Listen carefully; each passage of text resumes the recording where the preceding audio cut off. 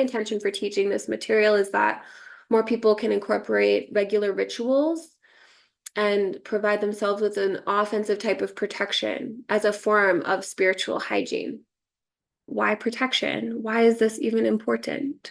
To grow your capacity for community relations, a lot of self-healing work originates with the self. It has to be done solo. And then there is also a time, or there are spaces where we learn how to communicate better and engage with each other from a healed place. You might be interested in protection and psychic protection, especially for self-preservation, for your own adaptation. As you realize your sensitivity and or become more sensitive in your everyday life, you might want some auric armor to shield yourself against heavy energies. They don't necessarily have to be bad.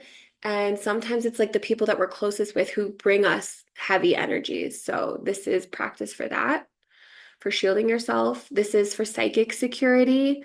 You know, it's real. It's not all love and light, for real, for real. We're in the like spooky season.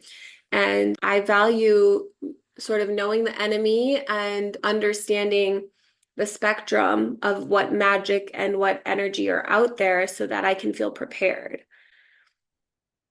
So psychic security is part of this. And then just our subtle energies, all these layers of self, all of these bodies of self.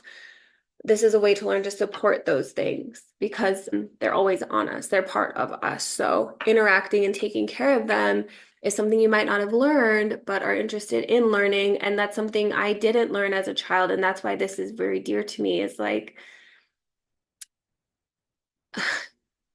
a lot of my wounding and reason for exploring this work is because I didn't feel protected as a child, or that lapse in protection naivete. It didn't have to feel purposeful or intentional or malicious, but just that gap in the protection made me vulnerable. But it could have saved a lot of pain and suffering if I had learned that earlier. So I'm very dedicated to these things for myself going forward, and of course for my children too. I prefer not to use physical violence or weapons. I don't want to exert that type of energy if I don't have to. So building these practices has given me the confidence and the power to actually hold a field that is secure and sound most of the time.